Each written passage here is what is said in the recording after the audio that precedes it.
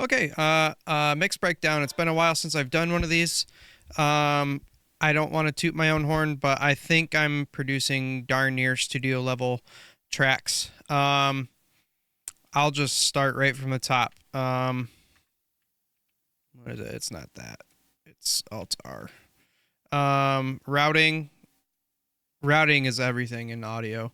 Um, if you just have folders, right? You're just cramming a bunch of stuff through a line, and you're not really bussing anything. Um, so as you can see, I have tons of buses. I have a bus for the drums. I have a bus for the kick. I have a bus for the snare. Bus for the toms. Bus for the instruments. Buses for the vocals. I even have DCAs, VCAs, set up for instrument drums, and you'll even hear that some of my routing is still a little funky, especially when it comes to the drum buses. I still have my drum crush bus still not being sent to the drum VCA, but regardless, routing is literally everything when it comes to audio. So corrected audio there, or corrected routing there. And then the same thing for like my effects. So I was routing my effects um, straight through to the bus.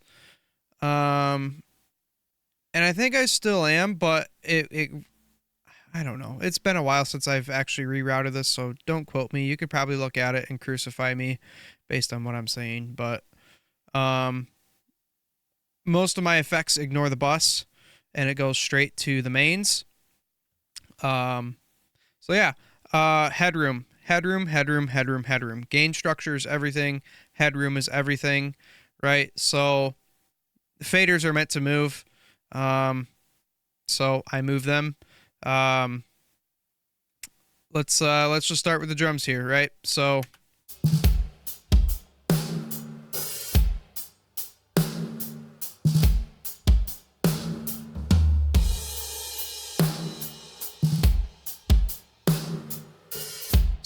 on the main snare channel, the snare top, very little compression, like maybe 1 to 3 dB, and then it's getting absolutely crushed in this parallel compression channel, and the snare, I think the snare bottom's getting a couple dB. Yeah, it's getting more like 5 or 6 dB.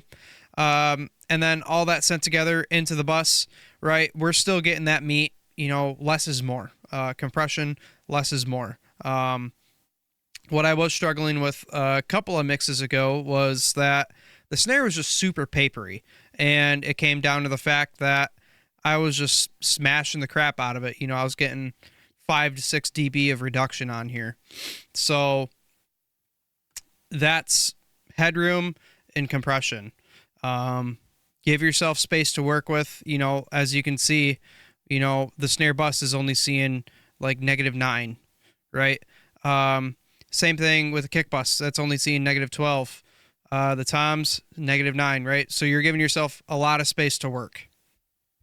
And then the effects, my absolute favorite part. So the kit verb, the snare plate, snare verb, and the mix verb.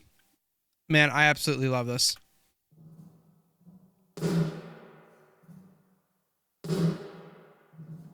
So the snare plate just sounds like a freaking cannon.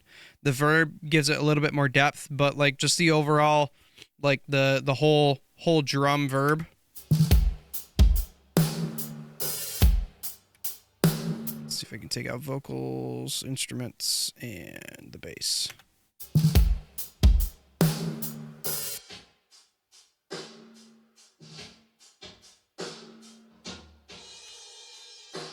And these drums are recorded in a fully enclosed shield, so I wanted to mimic a room as close as I could, so I did. Started with the woodworm, made a couple of adjustments. The size is all the way up to the top. Pre-delay is 26 milliseconds, not too fast, not too short. Sorry, not too fast, not too long. And then kind of the same thing with the kit verb. I think I did. No, this one was the drum room. but just adds depth, adds space to them, makes the drums sound big.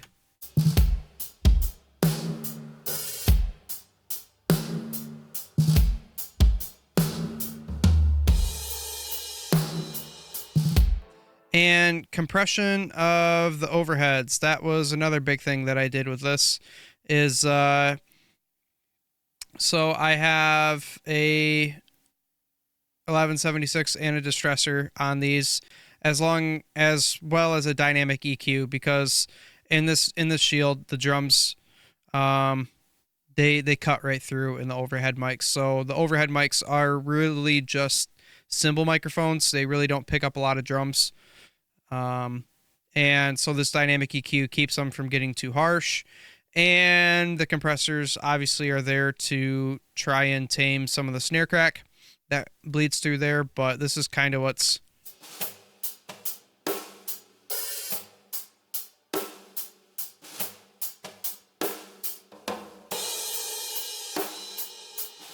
and so some of that harshness is tamed by this dynamic EQ. Let's see what else.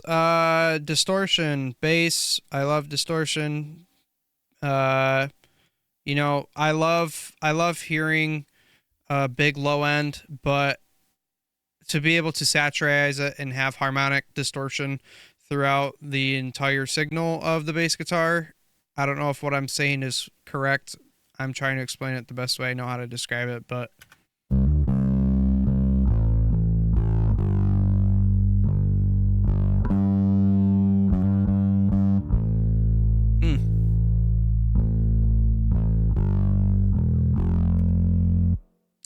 juicy. It's juicy, it's fat, and when you listen to it on your phone, you can still hear the bass guitar, right? So that's that. I think that was the biggest thing I was going for, was just trying to make sure that I could hear it on my phone. You know, phone has a cutoff of like 120 hertz or something, right? You know, they don't go super deep. So that was the big thing for me. We're still kind of cheating with guitars just because we don't have guitarists, so a lot of the guitars are coming from the tracks.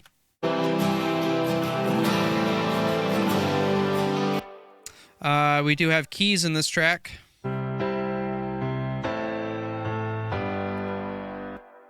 Just a little bit of compression, just to tame when the hammers come down on them.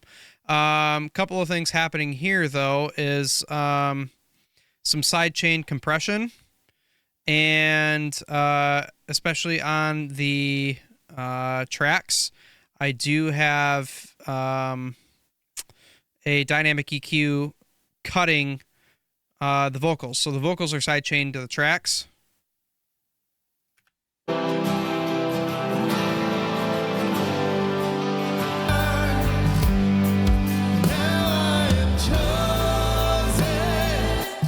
And that's simply just to give more headroom. Headroom, right?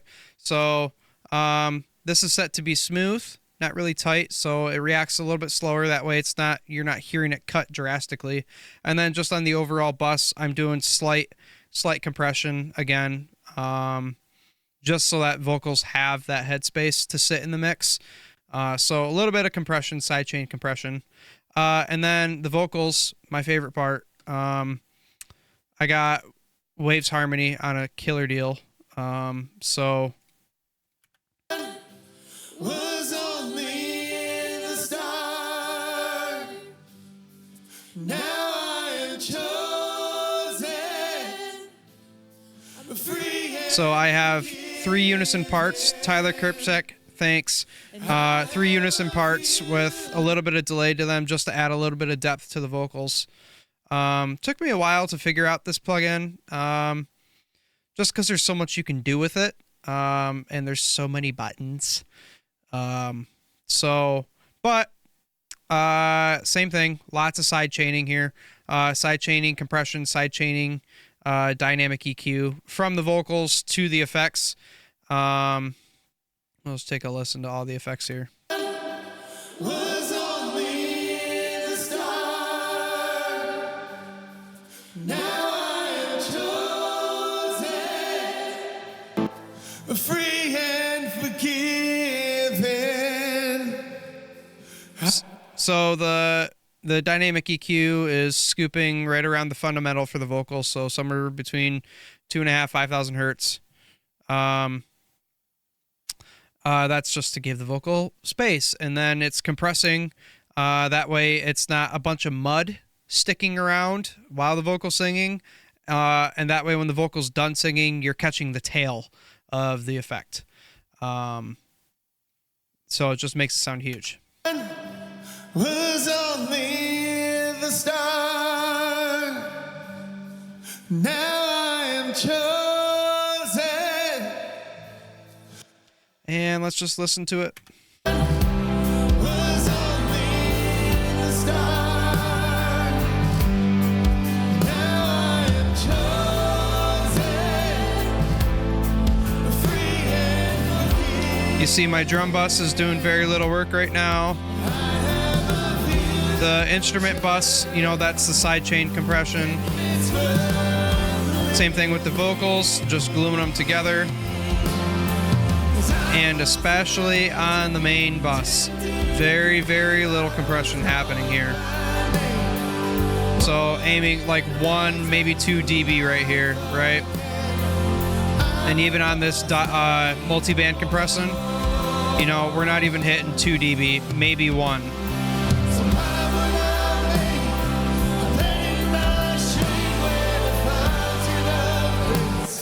Another thing for headroom, limiters, right? A transient will cause peaks like no other. Smack a limiter on it, right? So let's look at the drums here. I'm able to cut off quite a bit of the transient peak there.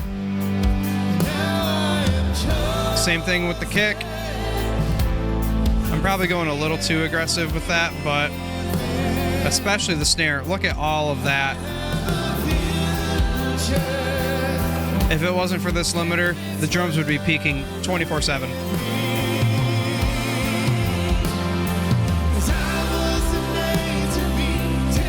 And that's the beautiful thing about compression, right?